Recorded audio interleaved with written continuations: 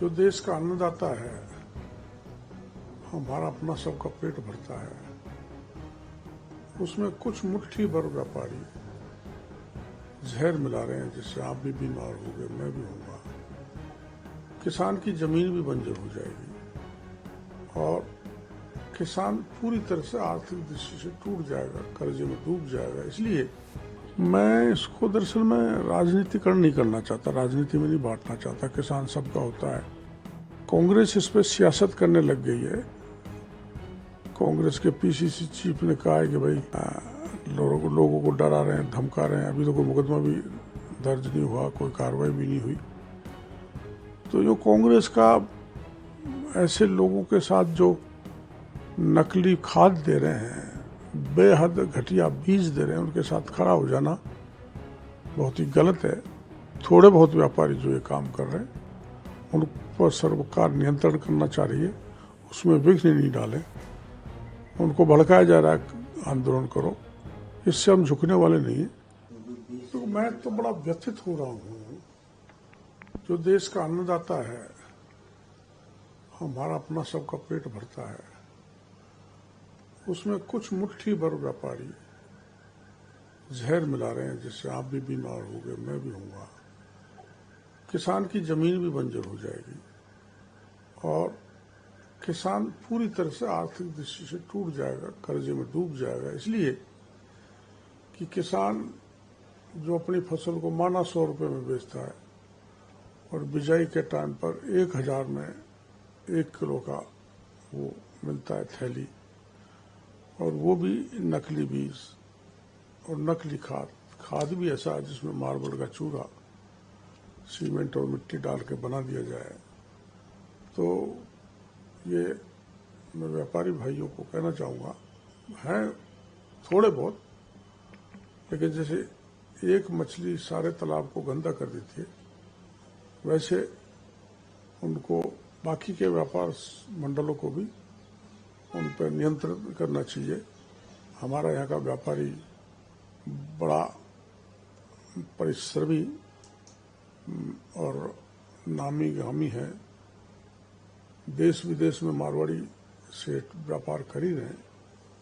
तो जो कुछ थोड़े बहुत लोग हैं उन पर नियंत्रण करना चाहिए। मैं उनसे अपील करना चाहूँगा कि ऐसा मिलावट का खाद, मिलावट का बीज नहीं चलने वाला है।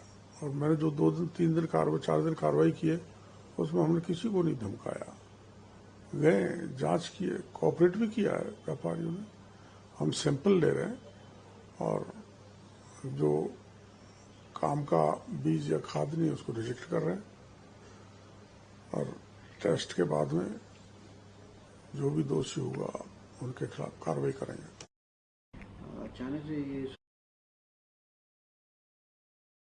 है कि बीजेपी आपकी सरकार है, किस तरह की कार्रवाई आप करेंगे इस पे, और जो पूर्व सरकार है उसके समय पर ये सब कुछ। मैं इसको दरअसल मैं राजनीतिकरण नहीं करना चाहता, राजनीति में नहीं बांटना चाहता। किसान सबका होता है। कांग्रेस इस पर सियासत करने लग गई है। कांग्रेस के पीसीसी चीफ ने कहा है कि भाई लोगों को डरा रहे हैं, धमका रहे हैं। अभी तो कोई मुकदमा भी दर्ज नहीं हुआ, कोई कार्रवाई भी नहीं हुई। तो जो कांग्रेस का ऐसे लोगों के साथ जो नकली खाद दे रहे हैं, बेहद घटिया बीज दे रहे हैं, उनके साथ खड़ा हो जाना बहुत ही गलत है। और मैं चाहूँगा कि इसमें सभी दल किसानों के साथ खड़े हों और जो ये थोड़े बहुत व्यापारी जो ये काम कर रहे हैं उन पर सरकार नियंत्रण करना चाह रही है, उसमें विघ्न नहीं डालें। उनको भड़काया जा रहा है आंदोलन करो, इससे हम झुकने वाले नहीं हैं। जो गड़बड़ है उसकी गड़बड़ी सामने लाएंगे और कानूनी कार्रवाई करेंगे। किसानों के लिए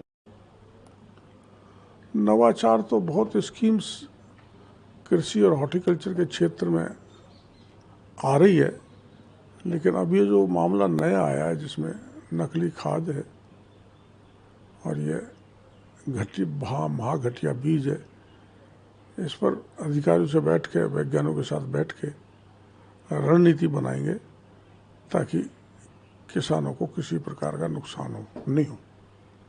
थोड़ा अलग सवाल है कि ऑपरेशन सिंदूर को लेकर राहुल गांधी जिस तरह से पीएम मोदी पर टिप्पणी कर रहे हैं, उसको लेकर आप क्या कहना चाहिए?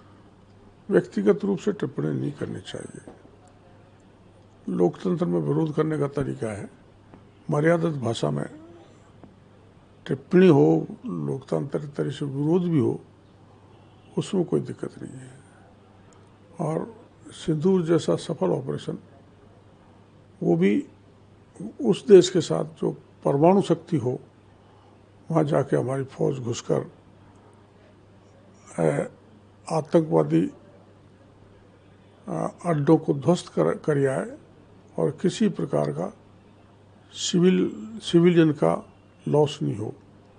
ये अपने आप को बताता है कि हमारी सेना बहुत एक्सपर्ट है। सर, एक एसआई भर्ती को लेकर करना ठीक है, उनका विरोध में और सरकार का ध्यान आकर्षित करना चाहिए, लेकिन सरकार ने करीबन 26 सब इंस्पेक्टर को जेल के सीखों में डाल दिया। पिछले 5 वर्ष में गहलोत सरकार ने सुनवाई नहीं की और आरपीएससी के 2 मेंबर जेल की हवा खा रहे हैं। और हमारे मुख्यमंत्री भी कह रहे हैं चाहे कितना ही बड़ा व्यक्ति हो, हम उनको बख्शेंगे नहीं, उसके खिलाफ कार्रवाई करेंगे।